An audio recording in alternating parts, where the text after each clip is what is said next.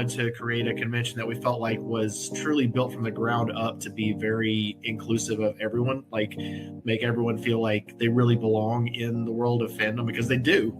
Everybody deserves a seat at the table and deserves to feel comfortable and safe attending events, and not to be shut out of like networking opportunities and fun stuff to do. So that was the original impetus, and it's been so much fun that we keep doing it, just because it's the number of awesome people that we've met along the way, and just how much everyone, including us, looks forward to that weekend in October every year.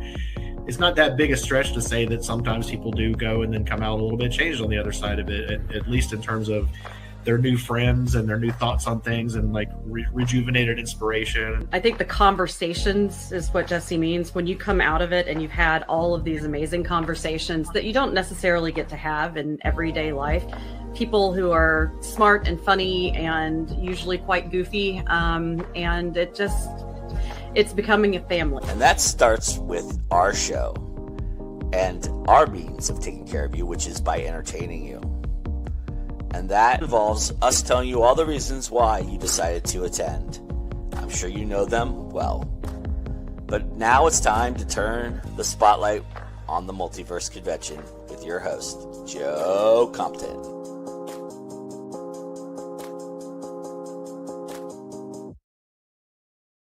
Hello, everybody, and welcome to another Spotlight on the Multiverse. I am your host, Joe Compton, and I am joined today to start our day off with the awesome Amber Hansford.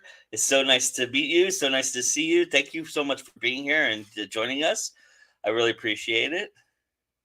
Thanks so much for having me. I'm really excited to talk about Multiverse. Awesome. So tell everybody a little bit about yourself to start off, and who you are and what you do.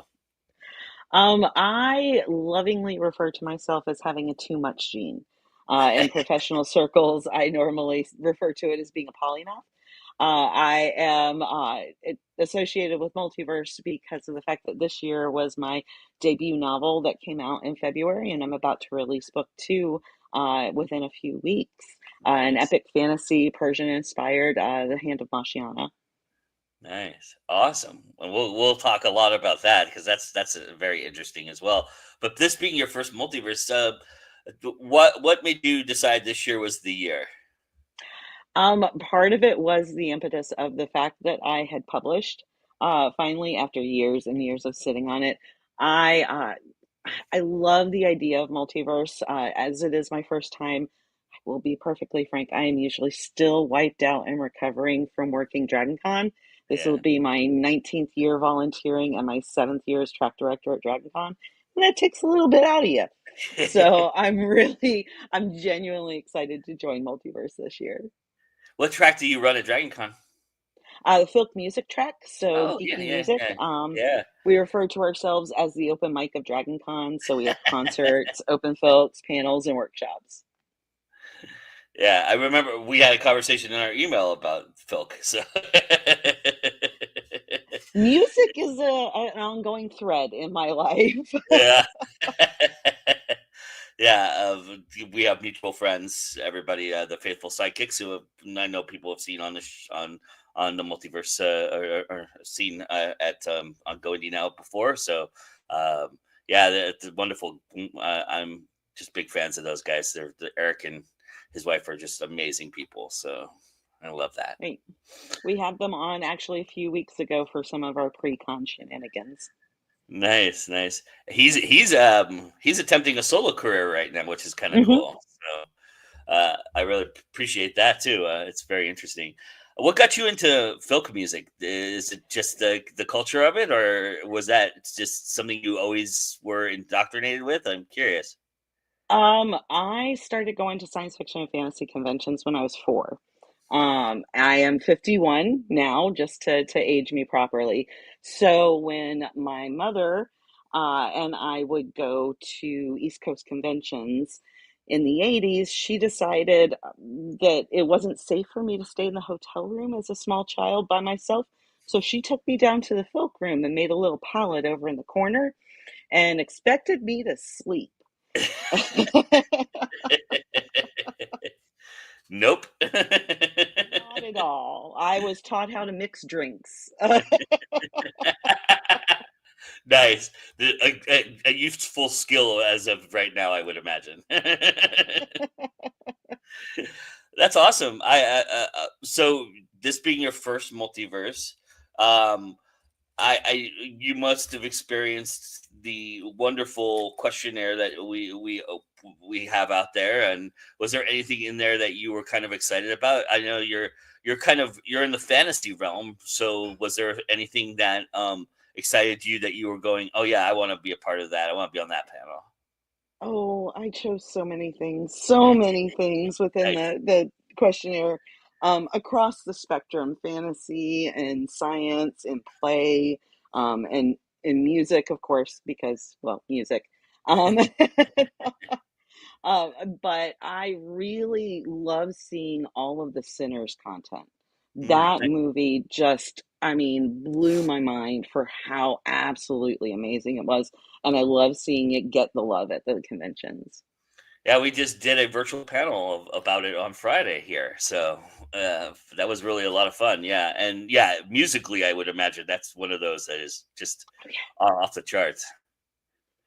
Oh, very much so. I mean, between Sinners and K-pop Demon Hunters, my musical heart is full. Awesome, that's fantastic. Are you going to sell at Multiverse as well? So this being your first novel, or are you going to wait till you have? Well, you'll have two novels by then, right? Yeah. So is that the plan? Is to get a table and sell a little bit there as well? I unfortunately did not win the table lottery, but I will have copies on hand of both of Nice. my books. Cool. So tell everybody a little bit about your series because it's very interesting. It's very fascinating. It's a part of history I think a lot of people dismiss too. It all started with a song, honestly. Many years ago, I used to be very, very active in National Novel Writing Month, so Uh NaNoWriMo, huh.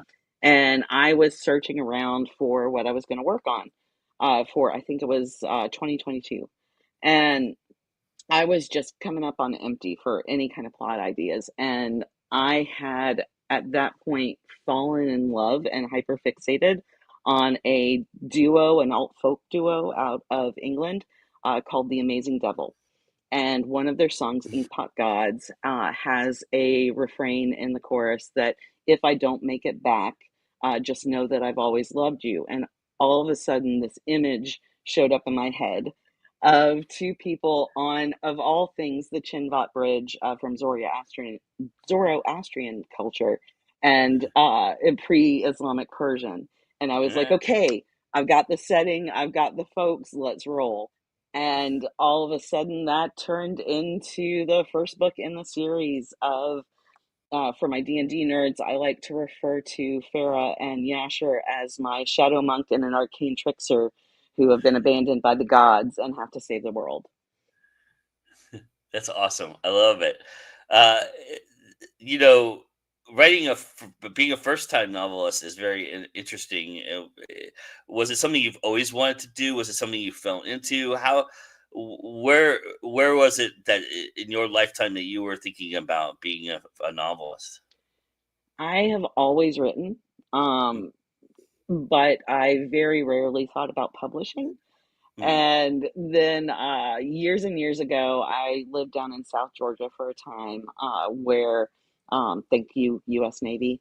And I was just this little geek girl who was with the dial-up internet and on bulletin boards and on IRC and found fan fiction. Yeah. And then all of a sudden, I started like posting my work. As my author bio says, there are still some of my Highlander fanfic out there into the ether. Please be kind if you find it. And yes, mythos forever. Um, but I really started getting serious about it a few years back, where I was like, you know, in some ways it was time ticking down as I started getting closer and closer to 50. I was like, I've been talking about writing. I've been Mm. writing. I haven't been doing anything with it. It's time. It's time to put it out there. And when Hand of Mashiana came around as an idea, I was like, okay, this is the one. This is the one I'm going to go out with. How did you let it kind of develop itself into what genre it was going to be, or did you always have an idea this is the genre you were going to jump into? I I actually have a bunch of stuff that is not fantasy that I've written because I'm very much of an easy reader. Yeah. I'll pick up anything, any genre, not much really. It's very similar to music with me. I will listen to anything and everything. If you can tell me a good story, you've got my heart. But I was really, really deep into reading a lot of fantasy at the time. And I was like, this is what feels right and this is what feels comfortable. And I've been surrounded by it for most of my life. And I'm like, maybe it was just, that teenage 20 something angst of never do what you grew up with that pushed me away for so long. And then it just opened up its arms and hugged me and said, welcome back. Was there it's obviously you had some kind of inkling of where you were going with the story and what it was, of surrounding and the time period and everything, but did you have to do a ton of research? Was that something that it was something that you had to really delve deep into? I had to go back and do a lot of research on that pre-Islamic Persian and especially Zoroastrianism. My first degree is in history, but it was a little fuzzy. It's been a few years since I was in college, so I really dug deep. I was in the SCA for a decade with a Middle Eastern persona, so that did help.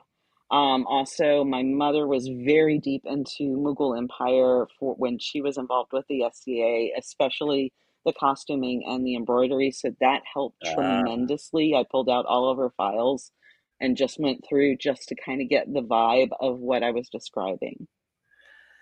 it's yeah, there's such a it's such a rich cultural time period, and there's so much about like textiling. There's a lot of innovation that came around during that time period, and based off of that area specifically as well. It's kind of very fascinating time to study.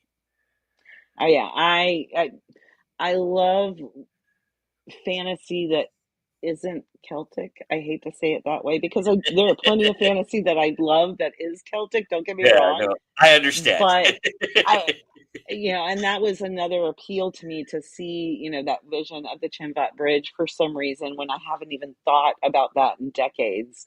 I was like, okay, it's all kind of like puzzle piecing together very well. And then, I finished the book and went, oh, this is a series.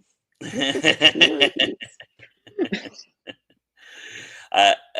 Which is very very fantasy like. Oh yeah, very much so. I'm curious what you're about to release the second book. So that process, tell us a little bit about what you learned from the first book that you took into this next book. Um, Beat sheets are God's gift to a Uh, writer. I was a pantser for so long and I never finished anything. I wonder what was wrong with it. And so but when I go super strict into an outline, I very rarely, if ever, actually write it either. It's almost like I've told myself the story in such detail. Finding Save the Cat beat sheets, changed my life as a writer because it is just enough to keep moving forward and give me that next guidepost without making me feel like I'm rehashing and rewriting something like a formal outline. mm, I understand that. As a screenwriter, I'm very much about that kind of beat structure, but Mhm. and three act structure and things of that nature. But that's interesting that you kind of converted yourself into an outliner. That's a tall order. It was not easy. It was not easy. Now, I will say sometimes it does drive my editor absolutely batty because of the fact that I'll give her my beat sheet and Mhm. she'll be like, What happened here?" I was like, "It still got to the goal, but once I started writing it, it just changed." Um, and she's like, "Yeah, you still hit the beat." it has nothing to do with what you wrote. So to be fair, you're more of probably a planter than you're probably right in the Yeah, middle. I yeah. contend that that's where most of us are. I think that we all have a little bit of both in us. Outliners tend to disagree with me a lot about this because they think that the outline is the god, and but I still think that you have to embellish, and when you start writing, it just changes a little bit for you at some point. Oh yeah. And it's usually I usually struggle with my middles. The soggy Yeah, middle is the soggy middle. Um, that's a but with typical the beat sheet, pantser. That's a yeah. typical pantser struggle. Yeah, But the beat sheet at least keeps that continuity there that I'm like, oh, so I need this to happen around here, but we can get to it from a different route. mm, I love that. So it's interesting too, being a first time author. I'm wondering, did you happen to some a lot of people probably within the author community, and having run Dragon Con for a while, you probably run into a lot of us at Western Bar and things of that nature. So when you decided to go this route, was there some advice or something that you really stuck to that you kind of go, that really helped me as a first time author? Because right now, I think being a first time author, there's a lot of an advantage that you have that a lot of us when we were first time authors didn't have. Oh yeah. I just inhale anything and everything that I could get my hands on for years before I even like thought Nice. seriously about publishing myself.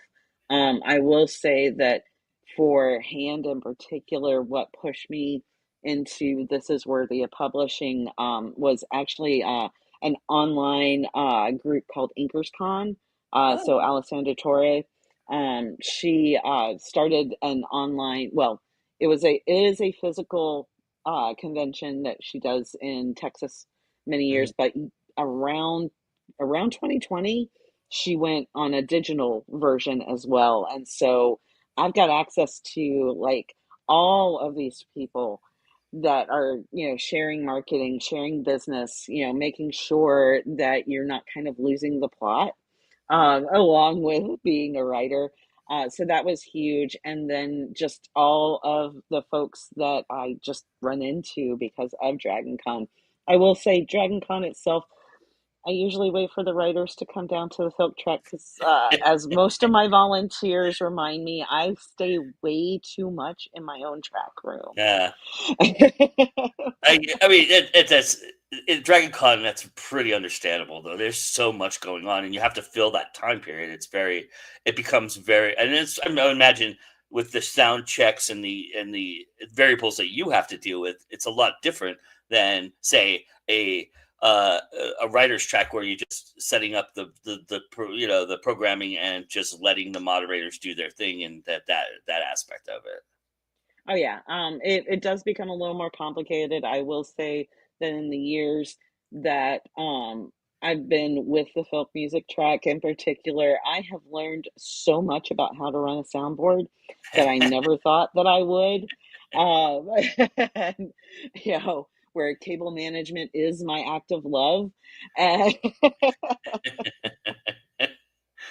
That's funny. I worked at a stadium for years in the security realm, but having to carry those things, you do not understand how heavy those things are and how delicate they are. It's very interesting. oh, very much so, very much so. And in a lot of ways, I love some of our neighbor tracks. I used to feel so badly actually for one of the writers groups. They put them in between myself as folk music Oh, track and concourse. oh, Um, and I was just constant apologies. I make custom fortune cookies for the track every year promoting our performers, and I would just give them handfuls and be like, I'm so sorry. I'm so sorry. Now we've got a diversity track in between ourselves and concourse. And so I'm still like, here, have cookies. I'm sorry. Have ribbons. I'm sorry. Um, Even at Dragon Con, there's only so much room. yeah. Anita says that outlines always change. Oh, yes. Always. And if you ever, I've never met anybody who actually like their at least their original outline.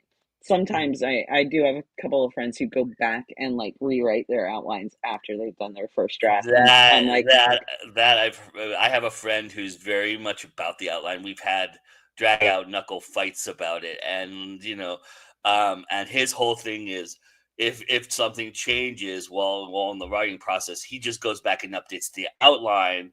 And I'm just going, isn't that like doing double the work though? Why not just admit you just write a little bit, you take the outline and you write a little bit off of the outline. There's nothing wrong with that. but outliners, they have this weird thing about that. So it's kind of like, all right, well, you do I you, brother. mean, yeah, we've all got our quirks. Whatever works at the end of the day. Yeah, I mean, whatever gets the book done, that's all that Yeah. matters, right? But it is very interesting, the way that uh, some people are just rigid about that's the one thing about outliners. I think that the Panthers will be like, whatever, but just it comes to me in a dream or characters talk to me, I'm good, whatever, I'm good. you know.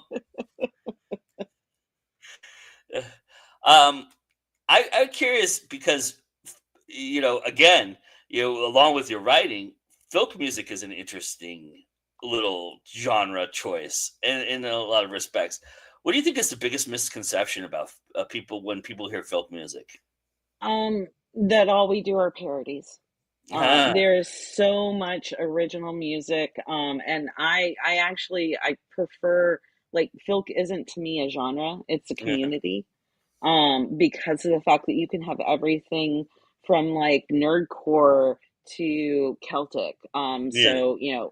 Uh, over the years we've had, everything from the Brobdingnagian Bards, so Mark Gunn and Andrew McKee, Mikey Mason, Tom Smith, Corwin the Barbarian, Harlequin Shadow. Harlequin Shadow's show last year, he did a live D&D game. So basically he had the fans in the audience tell him what the players were going to do, and he made a musical against it Wow. live in the moment. We do parodies as well. Yeah. So like we have an annual thing called Instafilk, where we invite the fans. We have the performers there just as support, um, and we create a folk song from scratch every year, every Saturday of con, Oh, with the fans. that's right up Eric's alley because he runs Yep, the event that's very similar to that. And it's like his anti NaNoWriMo, he calls it, where it's like the yep. song we write songs for a month, and you guys all do. Yeah, February album writing month that Yeah. Eric runs. I am filled with good intentions of joining in, and I never do. And I always feel badly whenever I say that to him. But yeah, I think that's really the core of me, is that Mhm. thread of music. Yeah. Starting it, from the folk, and moving through into the story. I live and die by my playlist when I write. And it is everything. Like, I've got some of my performers from Dragon Con on most of my playlists, along with, K-pop and, everything in between. Yeah, it seems like music has always played a part in your life. Is that Oh fair yeah, to say? very, very strongly, yes. uh, the other thing about folk music that's interesting is that it's very structured, which I think people don't give it enough credit for. I think there's a lot of really like classical and just certain elements to it that I think people would go, "Wow, I can't believe that's what you would think is folk." Oh yeah. It used to be a joke because I would start out, most of our tracks at Dragon Con with everything is folk. Everything that you can possibly imagine, from Weird Al, Jonathan Colton, all of these different facets, Mm, down to, some of the jingles that you hear are, are you passionate and geeky and nerdy about something under the sun and made a song about it, that's folk. That is folk. And yet on the other end, it could be as simple as that, or it could be as expansive as full orchestral operatic Mm. levels of complexity. And I have sat in an open folk circle at 2 a.m. just in tears because somebody did an absolutely beautiful song about Odo on Deep Space Nine. Mm. Yeah, I mean, the Filk has its own movie, and basically, A Mighty Wind is what I consider Filk's beautiful tribute, right? Um, and there's a lot of parody to that one, but there's also Mhm. some heart and some beautifulness to it, and I think Oh yeah. I think the one thing about Filk that is very evident is that the people who write it and the people who play it are passionate about the music, and not just they're passionate about the culture and everything like that and what they're writing about, but the music is really what captured them. Oh yeah. The being able to talk about a story that you love in a song is absolutely amazing, and just all of the different genres that can take place in folk music just always blows my mind. And I always come away every year at Dragon Con having a new favorite song, whether it's from one of my performers or one that I've heard in an open folk. There was a guy one year that came to our Geeky Sea shanties and in the moment made a Mass Effect shanty. Oh wow! And it was amazing. Are you actively gaming right now? No, I now leave that kind of to my kid. Yeah, They have kind of taken over that mantle of gaming. They're currently running a cyberpunk game and then separately a D&D game online with nice. their friends, along with taking some time out to make my book covers because I'm my own worst customer and my kid is amazing. So, That's awesome. So your kids created the cover? yeah, yeah, both of That's my amazing. covers and also Wow. the maps. Wow. They're currently in school at GSU actually to for game design. Wow. That's awesome. These covers are amazing, y'all. Oh, You thank should you. check them out. Yeah. I'm trying to pull one up here so I can bring it up on the screen real quick because it's really there's just there's a, it's very much a representative of the culture that you're writing about too, which I think is very very cool because it has that kind of like silky, just circles and different imaging that I think is very reminiscent of the culture. So, Much to my kids' chagrin because of the fact that they also have my too much gene. I didn't realize it was genetic. But they actually hand drew all of the ornaments on there and went and oh did wow. 12th century research for Persian motifs. I don't know how well this will show up on the screen, but there's the cover, everybody. So look at that. That's just beautiful. And we'll get some good comments from the chat about that. Oh, thanks. That's awesome. How many? Do you know how many books you're going to write in this series? Or yeah, see, lovely. See, At the moment, I'm looking at a quartet. And okay. though the more that I start plotting out book three, I'm like, do I make this quintet? But we'll see. As I work on the beat sheet for book three. Yeah. Do you feel like it's going to be harder and harder to say goodbye to these characters? Or are you kind of grateful that they're giving you this time and you're going to be like, okay, it's time to move on to something else? Um, I I always look at the fact that there are always short stories. There are always stories that I allude to that aren't in the books to give me that opportunity to go back. Mm, But I feel like even when I started with Farah and Yasher in particular, this was a story that they needed to tell. And while I was recovering and from edits, as I handed off book 2 to my editor, I actually may have started a new urban fantasy. As one does. Yeah, and again, that pulls my history degree together. Immortal Heist Story is how I've been referring to it, of hundreds of years to be able to play this time in Europe instead of in Second World Persia. Okay, awesome. Well, we'll look forward to that. Thank you so much for taking the time to come and talking to me today. I really appreciate it. I will definitely swing by the Filk track at Dragon Con this year and say hello, and we'll see you in October. And tell everybody where they can find these lovely books of yours.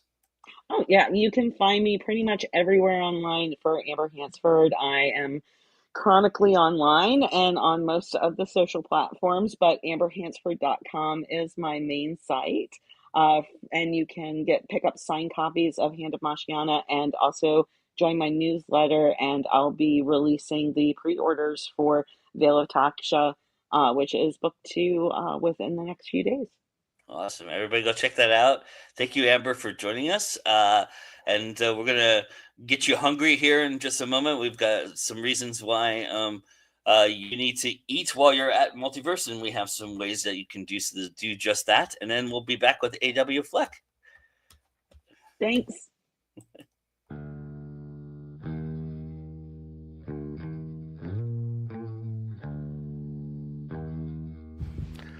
Have you ever dreamed of having a second breakfast?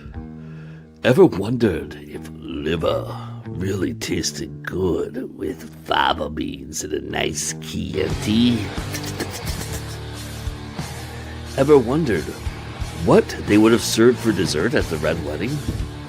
Well, the magical kitchen witch is at it again, as Amy Andrzejczyk is about to make all your taste bud dreams come true. As this year, the Con Suite is leaning on its guests to provide a literary reference that will literally be turned into a meal or snack you'll be able to get as part of your privilege of attending the Multiverse convention. Of course, the world-famous Tamale Night will be making its triumphant return, but what lies beyond the pages just might settle in your stomach. At this year's Multiverse Convention's Con Suite.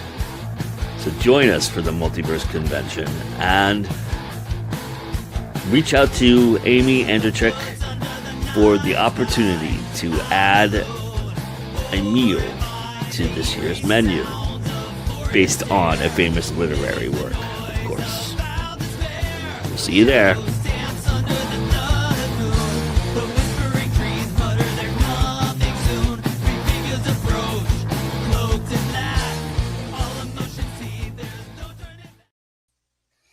Yeah, everybody, Con Suite is looking for some suggestions. So make sure that if you're going to Multiverse, that you give Amy some love, and you might see it turn into a meal.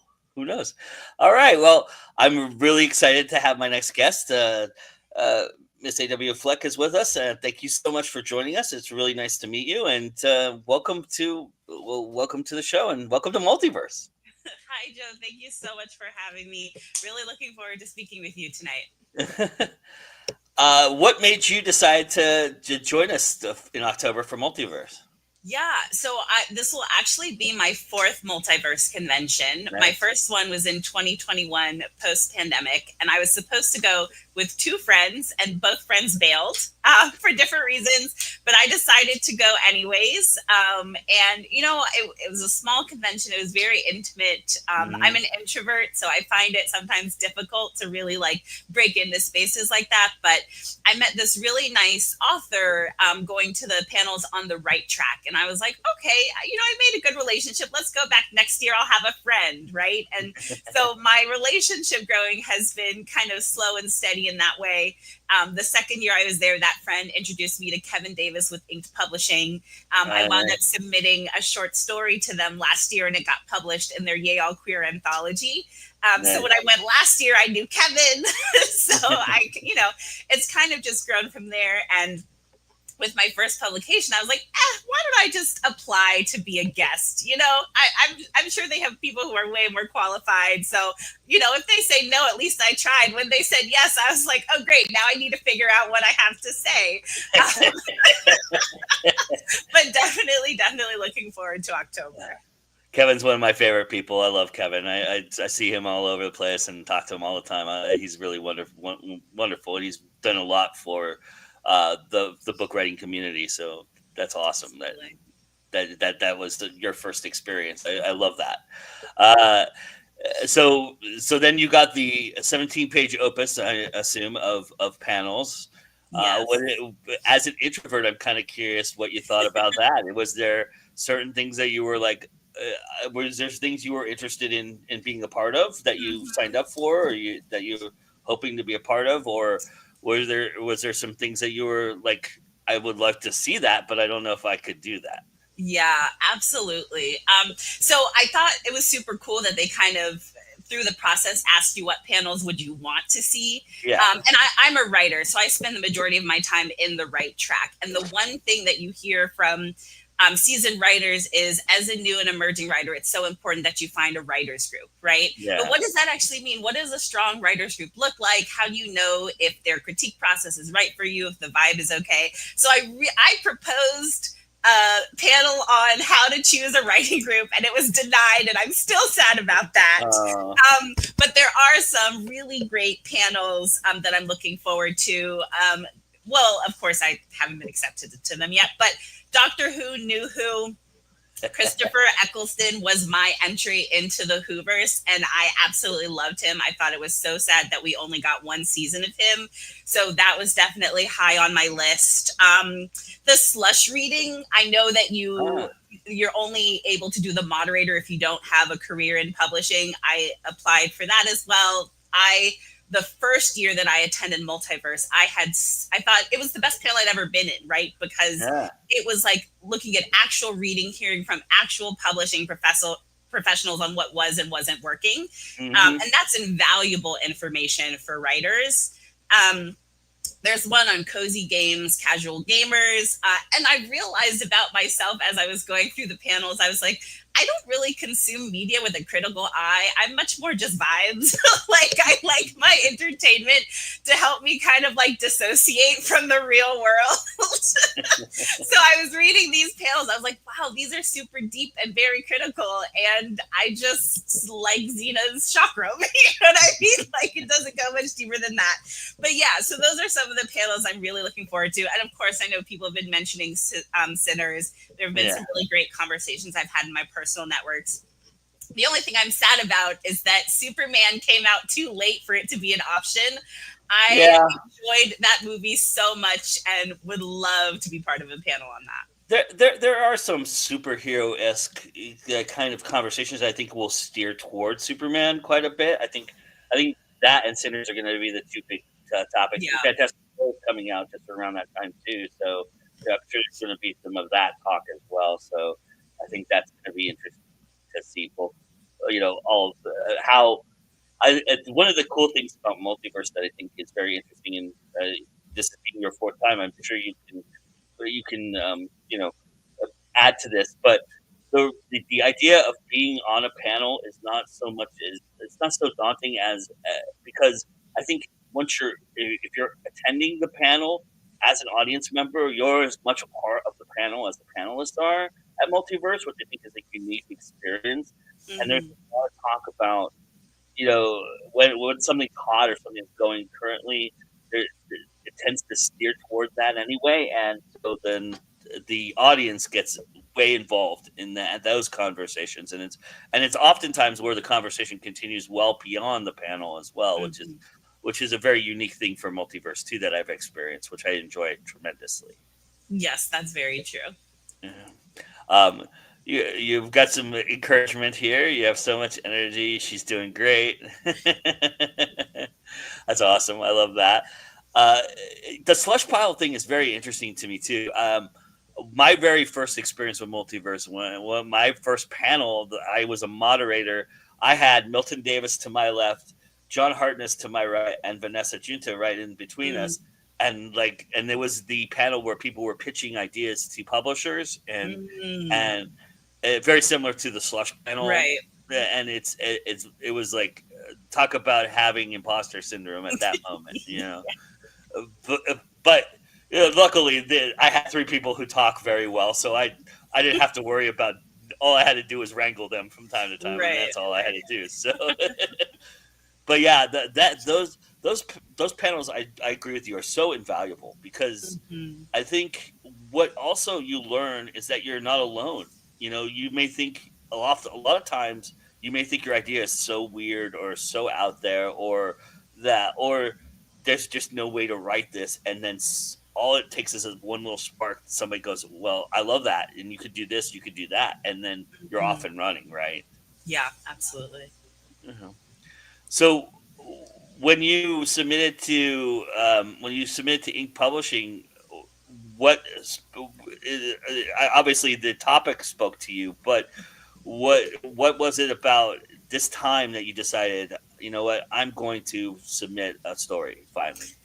Yeah, that's a great question. I've been writing for a really long time, and I've always had dreams of being published in some way, shape, or form, but have never really been able to get there. I interned virtually with a literary agent, Oh, and in nice. 2019, I pitched a book to him, or I queried a book to him, and we were friends, so he like kept it, he read it, he like sent it to someone else, and he ultimately rejected it, which happens, Yeah. but he had forwarded me the feed. He had given it to a fellow agent, really trying to give me a yes, and he forwarded me that feedback unfiltered. And if I were a weaker person, I probably would have stopped writing then and there when I say the feedback was super harsh. And so, now years out, when I'm less emotionally attached to that story, I'm like, yeah, okay, I can see how a lot of what they said was true. Mm. Um, but actually, and I have it handy, I read this book, Story Genius by Lisa Cron. Oh, yeah. And it is essentially like my writer's Bible right now. It has really helped me understand the difference between like the story I'm trying to tell and the plot, right? Mm. Which to me is kind of the container through which you tell the story. And Yeah. so I had been I'd been trying to write very plot heavy work and failing. And so the short story that I submitted to the Yale Queer Anthology, I realized was actually me writing a character driven story. So it was slower paced. It focuses on two characters, their relationship to each other. You just really sit in this moment with the two of them. There's no like world stakes that are happening. Mhm. It allows it to kind of like breathe. You feel the tension, the emotions, and you really go on a journey with them, even though it's a much shorter form than I used to write. So the agent that I interned with, he read it, he loved it. I had some friends read it, they responded positively. And then the friend I made it, the first Multiverse, he was like, you should submit it specifically for this anthology.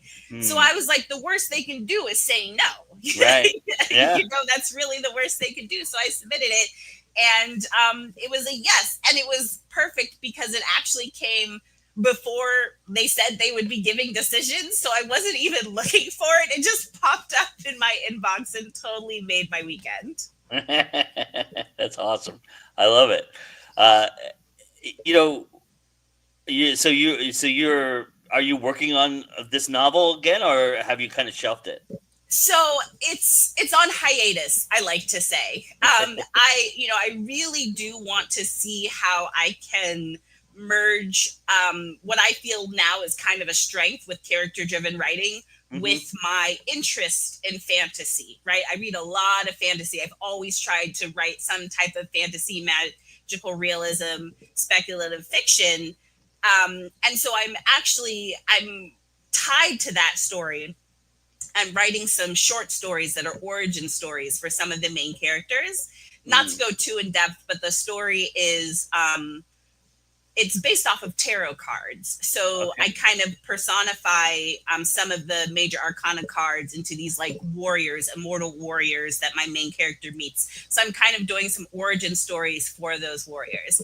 So I'm busy writing now because I would love to be able to have a couple of those available in October. But for anybody who writes, you know, it's a process.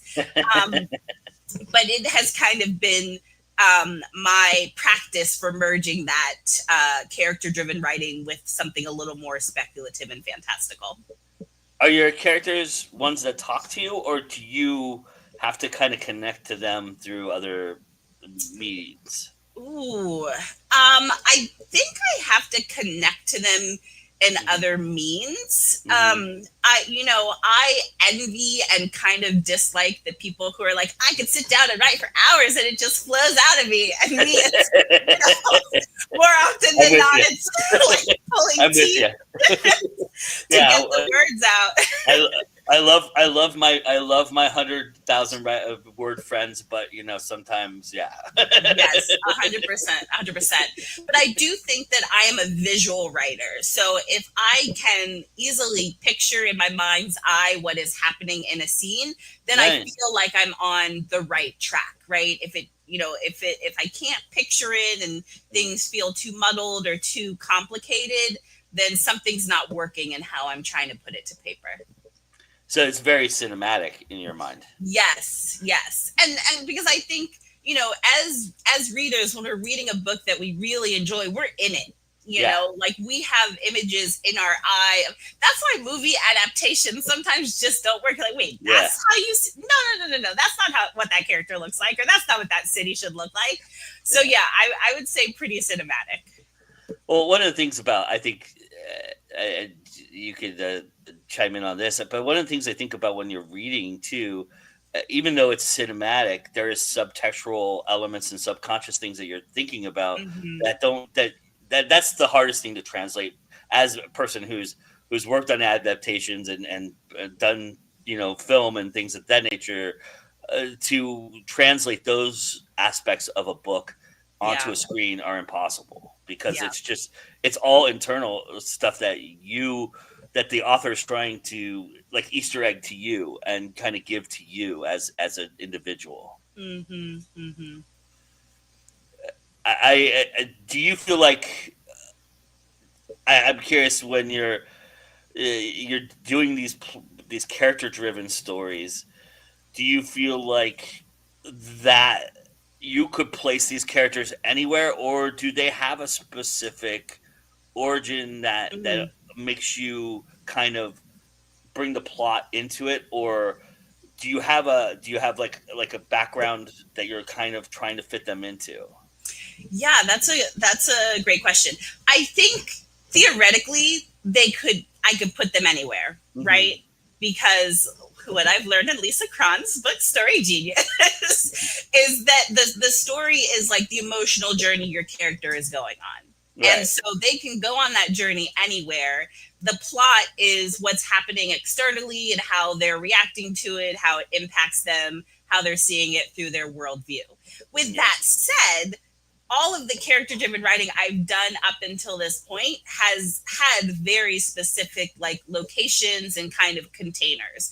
So this the short story that was published in the Inked anthology is actually part of a larger project I'm doing, which is part novel, part short story collection, part epistolary, something or other. I don't even know what to call it at this point, but it basically follows these two characters over the course of their like 16 to 18, and then we take a break, and then it's kind of like present day where one of them's getting married, and it's around the time of the French Revolution. So, or not French, that's old, World War II.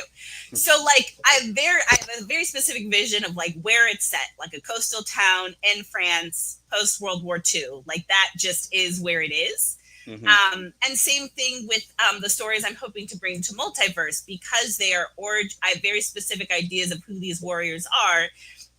They're very multicultural, and they're each tied to some form of deity or mythological creature, right? So I have like a Korean fox deity, I have a unicorn, I have, just all sorts of characters. So I do try and tie those specifically to their heritage, right? So the unicorn's going to be in Scotland in like the 15th century, and my fox deity is going to be in Korea, etc. So those kind of things to me feel important, so that they're culturally rich. While of course being very respectful, writing about a culture that is not mine personally. Sure. But it feels important for my characters to be situated in those specific places. And I think I could theoretically put them in other locations if I wanted to. Yeah, I asked that question because that leads to multi-genre writing, and it's kind of an interesting aspect. And you mentioned that you're a big fantasy fan, but I'm wondering, have you dabbled in other genres because you have these characters that you can put in certain situations? Yeah, I mean, like my the short story in Yale Queer, I kind of call that like literary fiction. As kind of a catch-all term for something that doesn't fall in a genre and has a very specific writing style. So, I read more literary fiction as a child than I do now. I was the 12-year-old reading Anna Karenina for no good reason, except that I read anything I could get my hands on at that point. So yeah, I definitely would. And, even these short stories, I think you could make an argument there's an aspect of like historical fiction, right? Even though the history isn't necessarily the point, being historically accurate is important to me, so that there is that realism for that one reader who knows something about 15th century Scotland to read it and be like, oh, she got that right. I love that.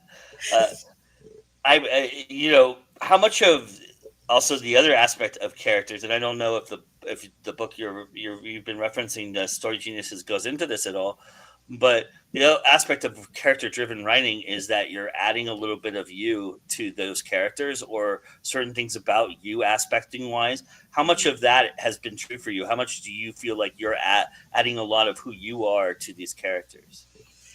Yeah, I mean, I wouldn't say that I'm adding like the day-to-day me, Sure. But I do think that, like, let's be honest, I'm a Black woman in America, right? So that comes with a certain history.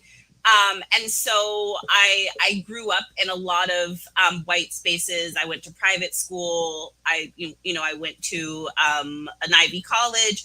So I understand what it means to just fight to feel accepted, right? On both sides, like in white spaces and sometimes also in my own spaces, just because my upbringing has been different.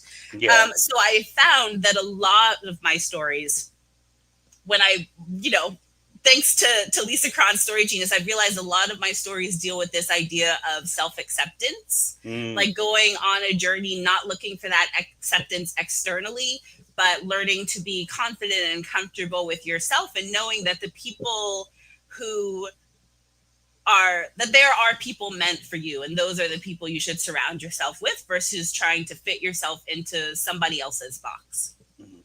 We just had this conversation with Amber about, I was talking to her because she's designing during a specific type of history, and you're kind of doing a similar thing with the tarot card aspect of it. There's a lot of people who are very married to those stories, that are very married to those characters that have been a part of tarot for centuries, generations, eons, really. Because tarot reading's been going on before, people knew what tarot reading was, kind of idea.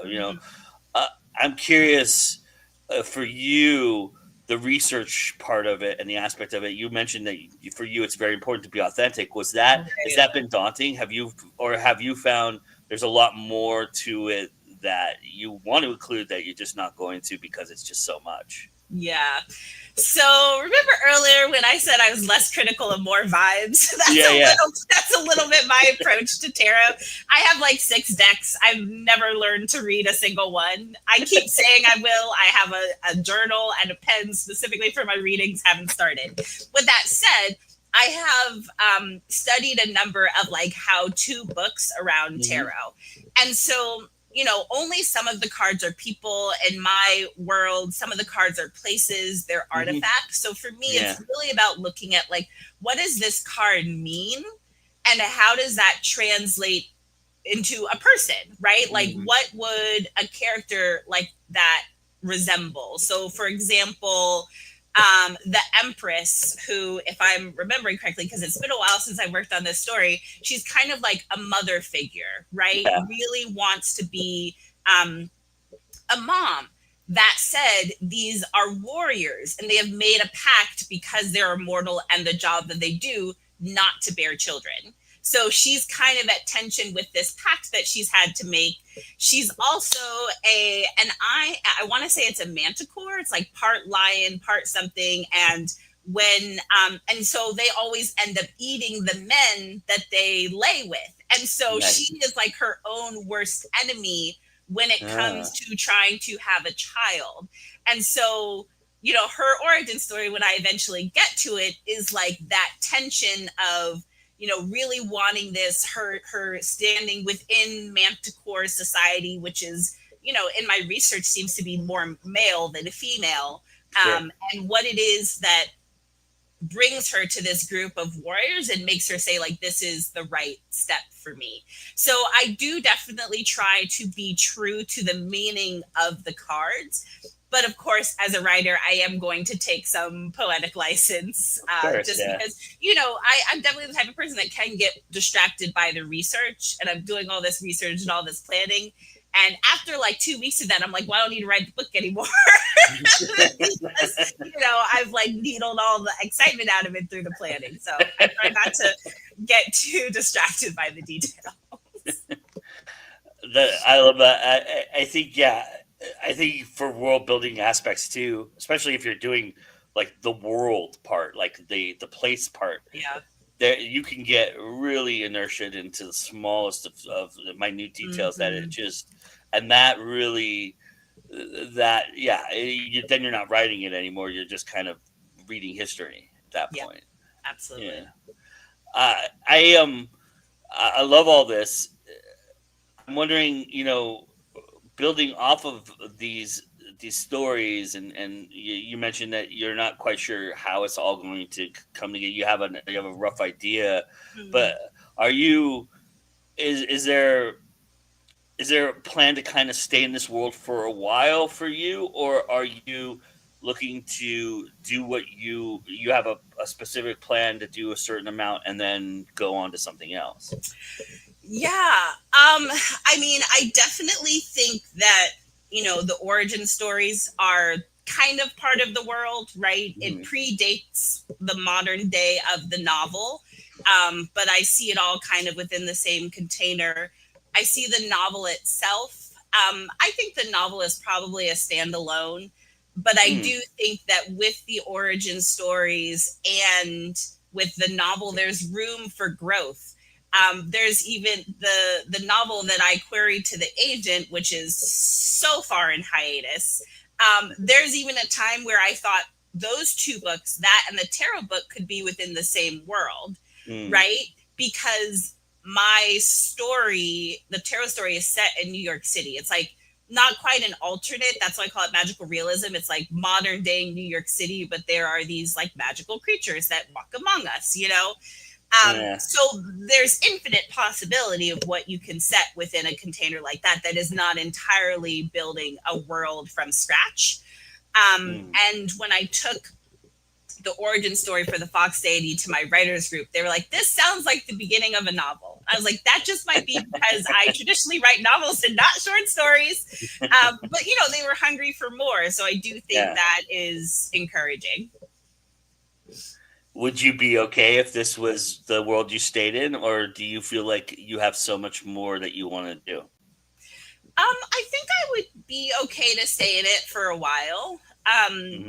You know, I think my ideas come few and far. Like, I'm not someone who's always buzzing with new ideas, but I do think I find an idea and I can develop it pretty far, you know, so I go pretty deep. And right now I have, you know, 3 projects in various stages. So I don't think I need to go much further beyond that at this point, you know, because especially if you're writing 2 projects in the same genre, I feel it can be difficult to make sure that they don't sound the same. You know, that you're not kind of just repeating the same things just with a different location. Nice. Well, I really appreciate you taking the time to come talk to me. I'm excited to meet you in October and you know, continue these wonderful conversations. Thank you so much for this opportunity, and tell everybody where they can check you out so that they can keep up with what you're doing and how and when you're putting it out there for everybody. Yeah, awesome. Thank you again so much for having me. You can find me on my website at W.Fleck.com. That's FLECK.com. You can find my our anthology there. I'm not the only one in here. And you can also follow me on Instagram at AWFleck. And I'm going to do a quick plug for Harlem Writers United. So I'm from New York City. That's my writers group. We're getting ready to put on an event in September, modeled a little bit off of the slush reading. Actually, we call it Battle of the Slush with literary agents. So definitely check us out to see what we're doing, because we're trying to do big things here in the Big Apple. Oh, that's awesome! I love it.